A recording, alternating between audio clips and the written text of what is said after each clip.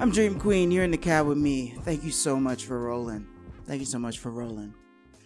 I hope everybody out here is doing as best as you can. I hope that you are tuned in not only to this show, but to yourself and the source energy. I want to send blessings out to everyone. And I like to get vulnerable on this show because I don't have anybody at home to talk to you guys, so. No, for real, I feel like in sharing our journey, in storytelling, in touching in with each other, we can sustain the common thread of humanity, of life, not just humanity, but with nature and all the energy forces, seen and unseen. The bonds between us are important as they're doing what they're doing in the governments and the war machine and the food machine and the prison machine and the capitalist machine. Okay, so they're doing what they're doing, and we have to do what we do to stay cohesive with a shared vision of life, because the mongers of death seem to be in control and they seem to be winning, but it's only because they have nuclear weapons. But that's okay. It's okay. They've had them for a while. It's okay. We must not fragment. So as I'm thinking about my purpose in life, as I know many people are, and what we can do to tighten our little part of the web and tend to my own mental health in the process, and work and eat and sleep and visit with friends and cohorts with a decent attitude, do all of that with a decent attitude, it keeps coming back to love, yo. It's just the whisper on the wind. It just shows up everywhere as my part in this whole thing. So, as you know, we must fight. What must we fight for, and how do we fight, is what is on my mind quite often. Because, as Audre Lorde says, the master's tools will not dismantle the master's house. It's very tempting to resort to violence, to meet hate with hate, to meet an argument and a popping vein with an argument and a popping vein. An eye for an eye leaves the whole world blind. Yada, yada, yada. I saw a quote on the internet once, and I don't know, it was attributed to Martin Luther King, but I don't know if it's true. You know, they throw quotes around on the internet. And watch out now, since Kahlil Gibran is public domain, the memes are forthcoming in the cab radio. Follow at in the cab radio. The feel-good memes are coming. But no, it was attributed to Martin Luther King, and the quote was pretty much like, what would you do at the end of the world if you knew the world was absolutely ending? And, you know, he says, I would plant a tree. I'm going to tell you the opposite of death. No. There's a balance. Creation is very powerful. Creation energy is very powerful. So when I think about the frustration and I get all spent out, the first thing I want to do that is a creative, life-affirming thing is make art. Some people garden, you know. I tried that for a while. I build things for a living or renovate things. And it's the creation energy is a great release. So I have this book here. It's huge. It came out last year, so it is not in public domain.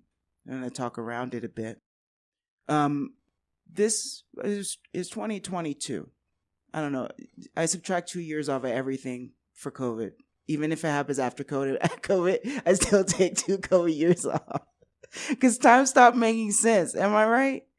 Anyway, this is called Gathering Blossoms Under Fire. And it's the Journals of Alice Walker, edited by Valerie Boyd. And I'm not going to bring this to the book club. I was looking for something the other day. And yes, yesterday I was going through the books and I'm like, what are we going to talk about tomorrow? But this had been on my mind, and I thought I would like to cozy up with Alice Walker's journals. My journals are getting full right now. Speaking of what to do with energy and how to vision and how to dream and how to create. And journaling, I resisted for so long, who wants a paper trail of this day and age? But at this point, we are so surveilled that I'm like, fine, like, see it. What? And that comes with truth and vulnerability, right? If we can stand in our truth and be secure in what we believe in, whatever it is, if you're snooping through my journals and I didn't give you permission and Valerie Boyd didn't edit it out for me and you got your hands on it and you saw something you didn't want to see, that's what you get for being nosy. That's not on me, because human beings have feelings and private thoughts and we're allowed to have them.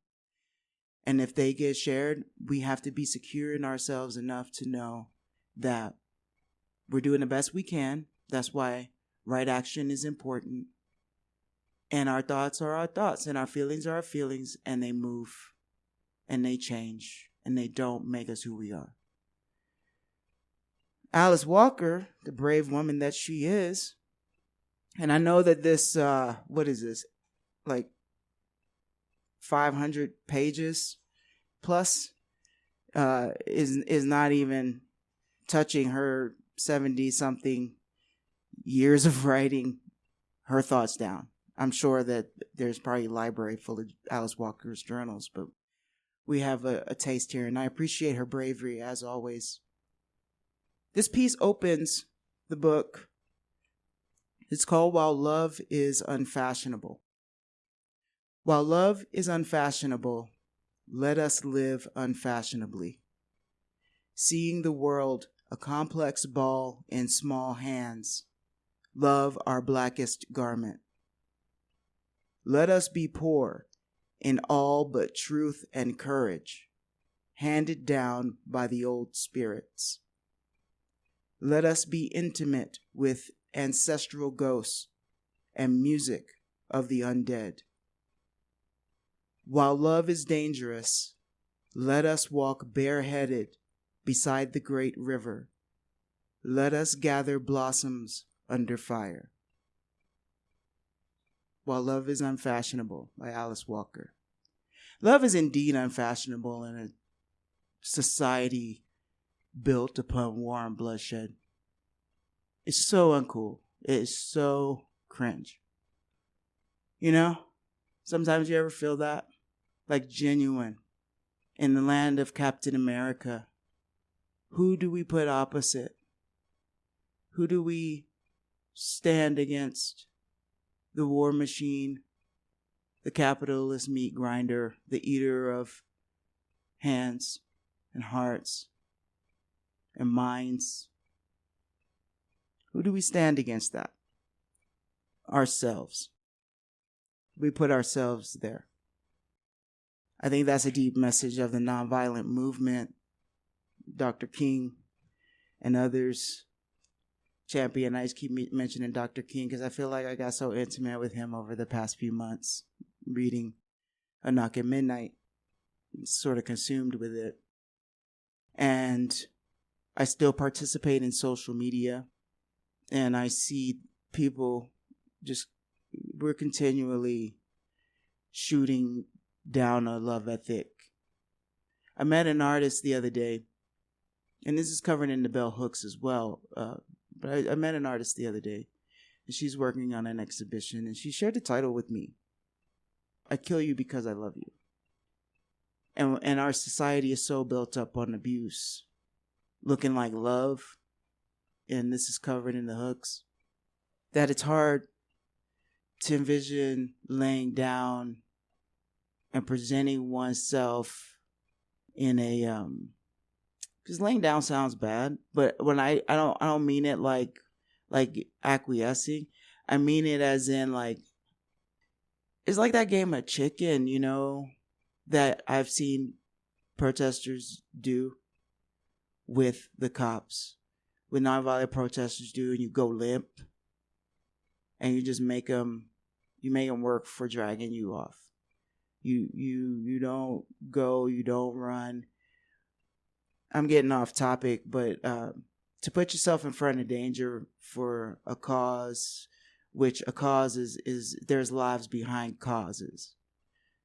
The ecology cause of saving Mother Earth, all of our lives are on the line for that. The people who are fighting to save the planet, to save the water, to save the air, to save the land from fracking, they're fighting for all of us. Who's that billionaire that you're trying to be like? Who they fighting for? This is not a place for me to live on the planet. So anyway, I digress. And I want to talk about Kahlil Gibran a little bit. I'm going to read a couple of excerpts from an article that I found when I was looking up the end of the copyright for the Prophet, which is the end of the copyright road for the Prophet is the name of this article. I was looking up the public domain information. And this is a story from December 31st, 2018 by Glenn Kahlil. Glenn is a Kahlil Gibran research historian and filmmaker. And this is a very nice article. It's from KahlilGibran.com. And there's a lot of great information there. I was very surprised at the wealth. And then the Poetry Foundation has a very extensive biography of Gibran on there. He was born in, 1885, died in 1931, and he immigrated to the United States, 1883, sorry. He immigrated to the United States in 1895 when he was 12 with his mom and his siblings. Okay, so he was born in Lebanon. This was not contrived that I picked to work with Gibran as the war escalates now in Lebanon. The walkie-talkie explosions, I guess you guys heard about those. As we're still funding a genocide. Multiple at the same time, but the one on topic is in the Middle East. So, talking about love here does not make it visible, because I'm not talking about what's happening over there right now, or what's happening with the police killing people here right now. Okay? Planting flowers, y'all. Gathering blossoms under fire. I know that I'm all over the map. You're in the cab with me, I'm driving. It's a bumpy road. We gotta take dips and turns and swerves. Gathering blossoms under fire. Just take a minute and think about what that concept looks like. That's what we're doing right here. Gibran is a blossom. Alice Walker is a blossom. We are under fire. It's really simple. And speaking of which, according to this article, the Prophet was released not long after World War I. And its message quickly resonated with a grieving world. During the darkness of World War II, the article says, in December 1937, the book had sold 129,000 copies. 129,000 copies. It sold out of its first printing, which was 1,300 copies, in the first month it was published in 1923. Alfred Knopf, he thought the people who bought the book were members of a cult. And now, today, 100 years later, the Prophet is considered by this author, Glenn Kahlil, the first self-help book, okay, which I think is really funny. It sold over 10 million copies and has inspired works such as M. Scott Peck's The Road Less Traveled, which we've talked about on this show, and Paulo Coelho's The Alchemist. And I'm so giddy that this book is public domain now. It has survived so long. Here's another interesting factoid. When the United States government created a not-for-profit organization called the Council on Books in Wartime and established the Armed Services Edition of Books, a collection of pocket-sized reads for its soldiers on the front lines. The Prophet was included. Out of 1,322 suggested titles, it was the only book of poetry to be selected. This book, according to this article, is requested by prisoners in Guantanamo Bay. Isn't that interesting? It's so interesting to me. The late biographer and Gibran scholar, Professor Suhail Bushri, who founded the Kahlil Gibran Chair for Values and Peace at the Maryland University, sums up the mystery of why the Prophet is so popular. Here's the quote. In truth, the Prophet is a work of such universal appeal, for Gibran's purpose was a lofty one, and his belief in the unity of being, which led him to call for universal fellowship and the unification of the human race, is a message which retains its potency today, as do the messages of all great poets. Inspired by his experiences in a country far from the land of his origins, he strove to resolve cultural and human conflict, in the process developing a unique genre of writing and transcending the barriers of East and West as few have done before or since. He became not only Gibran of Lebanon, but Gibran of America. Indeed, Gibran, the voice of global consciousness, a voice which increasingly demands to be heard in the continuing age of anxiety. As came to me for us to choose this book for the book club. And by us, I say me. But you're here, so it's us together. It's the vibe. All right, y'all. So I'm gonna read something from it. Are you ready? When I get back, we'll start at the beginning, and we'll read the setup and everything. I have a note that I can't find at the moment because I threw my phone out of the room because it selectively silences. But I had a note about how Gibran wrote this, who helped him edit it, who was a lady benefactor of his, who supported him for his entire artistic life. He died at 48 years old, very young, cirrhosis of the liver, okay? He was an alcoholic and had been struggling with his health for over a decade before he succumbed to liver failure. It's tough being a poet. It's tough feeling so many things. He's an artist since he was a very small boy. And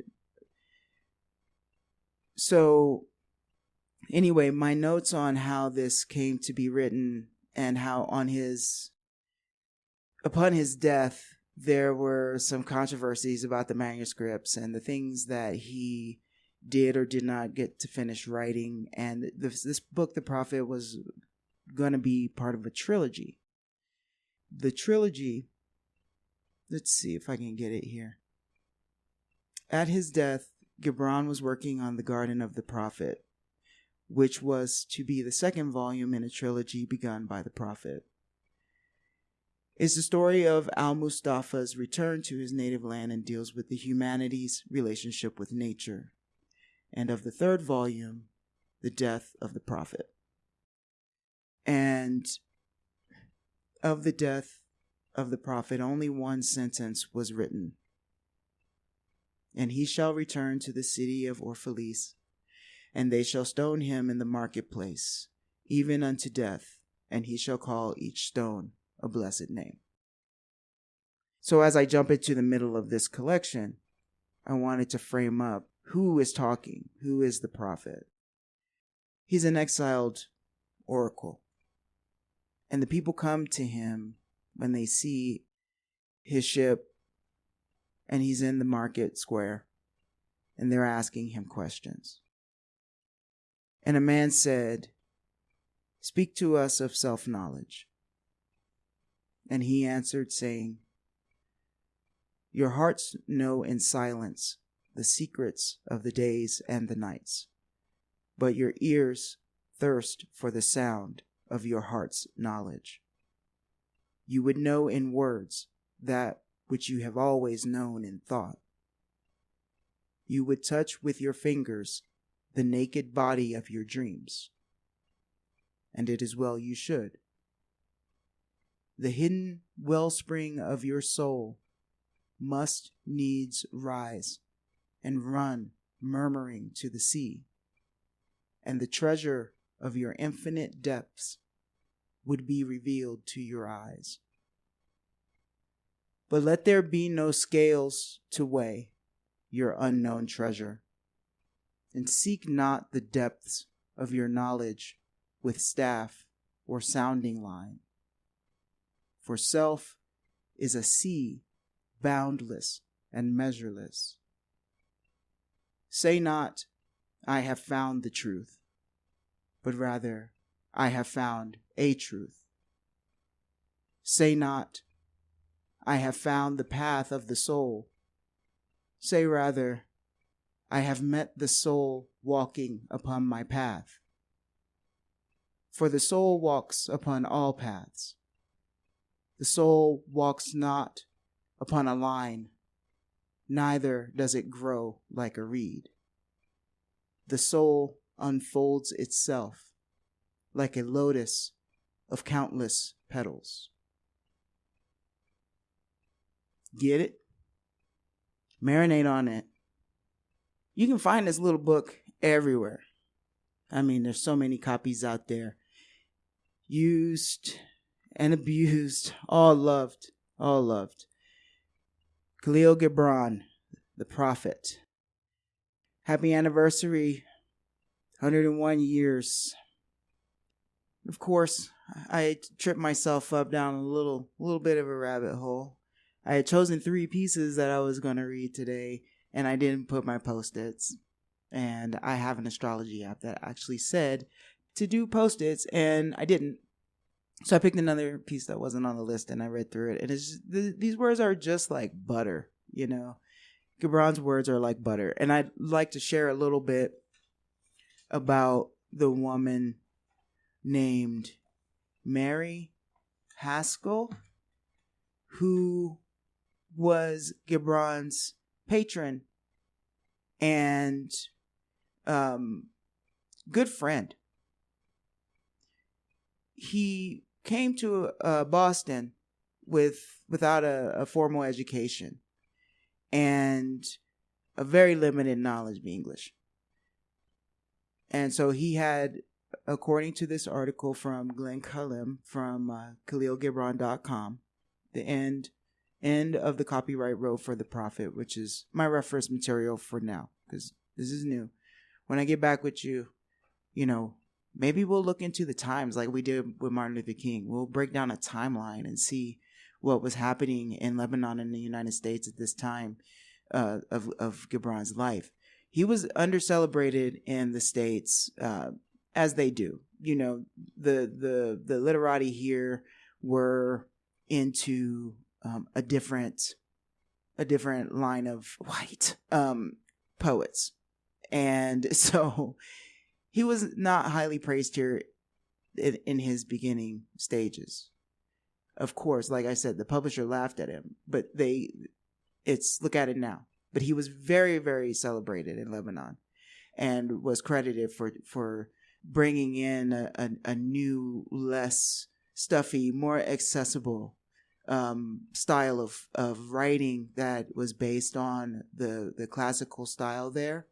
And as y'all know, historically, Arabic literature is renowned, and so the Sufi poets and all of the work out of that region had a certain established, how do you say, they just had a structure that made it difficult for some people to grasp. And so some people consider Gibran to be too simple, too base. I love him for that reason. It makes mysticism so accessible. It makes the inner journey so much more relatable, and I don't know if that was the way that he learned English, or as I'm learning, and Mary Haskell Minnie's influence. Mary Haskell was an educator, a philanthropist, and a traveler. And they met in Boston. And according to Kahlil here in his write-up, her devotion, care, and love for the bilingual artist she financially supported can be traced as far back as 1912, when he told her of his determination to write in English and his plans for the yet untitled, quote-unquote, my book, built around the teachings of an, quote-unquote, island god in exile. It would take a full 11 years more to evolve into the work we now know as the Prophet. From the beginning in June 1914, he sought her comments on most of his English output as it was being written and rewritten. Here's the quote that Gibran wrote of the corrections that she made. Your blessed touch makes every page dear to me. The punctuations, the added spaces, the change of expressions in some places, the changing of buts to ands, and the dropping of several ands. All these things are just right. That's from the Chapel Hill papers. So Glenn Kahlil, who wrote this article and of the copyright road for the Prophet, he's an adept Gibran scholar, researcher. So I trust what he's talking about. And apparently there were many journals and letters that were recovered after Gibran's death that were fought over. Some really cool stuff that the homies know. When he died, he willed the royalties to all of his works to the town in which he was born. And all of that got caught up with lawyers and city officials. There were two murders around Kahlil Gibran royalties in Lebanon. Can you believe that? It's wild. He's got a really wild story. Really interesting how people can murder over money for writings on peace. So wild. What are humans? Capitalism. Let's see. I'm going to change it again now. Here's one. And then a scholar said, speak of talking. And he answered, saying, you talk when you cease to be at peace with your thoughts. And when you can no longer dwell in the solitude of your heart, you live in your lips. And sound is a diversion and a pastime. And in much of your talking, thinking is half murdered. For thought is a bird of space, that in a cage of words may indeed unfold its wings, but cannot fly. There are those among you who seek the talkative through fear of being alone. The silence of aloneness reveals to their eyes their naked selves, and they would escape. And there are those who talk and without knowledge or forethought reveal a truth which they themselves do not understand.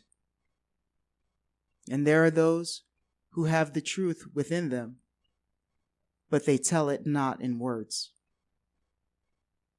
In the bosom of such as these, the Spirit dwells in rhythmic silence. When you meet your friend on the roadside or in the marketplace, let the Spirit in you move your lips and direct your tongue.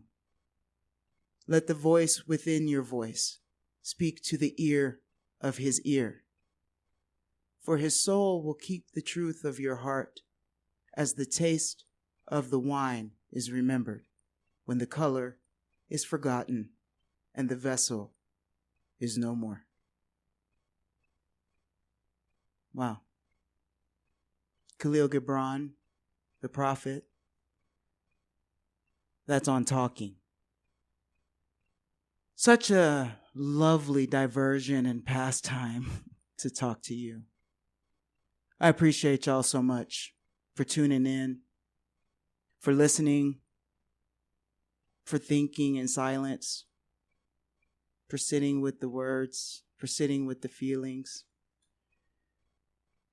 I really hope that each petal of each blossom that we share, that blow around these airwaves, KMRD, to you, I just hope they make your world a little bit better. It sure does for me. I don't know, living in my lips.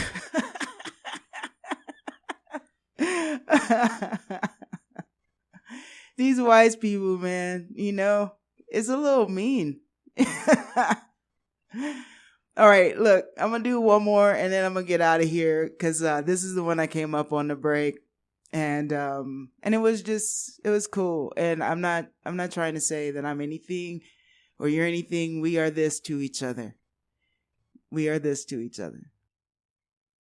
Then said a teacher, speak to us of teaching. And he said, no man can reveal to you aught but that which already lies half asleep in the dawning of your knowledge. The teacher who walks in the shadow of the temple among his followers gives not of his wisdom, but rather of his faith and his lovingness. If he is indeed wise, he does not bid you enter the house of his wisdom, but rather leads you to the threshold of your own mind. The astronomer may speak to you of his understanding of space, but he cannot give you his understanding. The musician may sing to you of the rhythm which is in all space, but he cannot give you the ear which arrests the rhythm, nor the voice that echoes it. And he who is versed in the science of numbers can tell of the regions of weight and measure, but he cannot conduct you thither. For the vision of one man lends not its wings to another man. And even as each one of you stands alone in God's knowledge, so must each one of you be alone in his knowledge of God and in his understanding of the earth. Kahlil Gibran on teaching. We're sharing, and all we can do is hope for a common goal, and that's living together on this big blue marble. Everything else you do, it's your business as long as you don't hurt anybody. Okay? Okay. Let's try to live in peace. All right, y'all. I love you. Be good to yourselves. Be good to each other. No Jerry Springer. Yes, Jerry Springer. I don't know if you remember. I think he used to say that. I don't know how I started saying it, but it sounds really great. No throwing chairs. No pulling out weaves. Love you.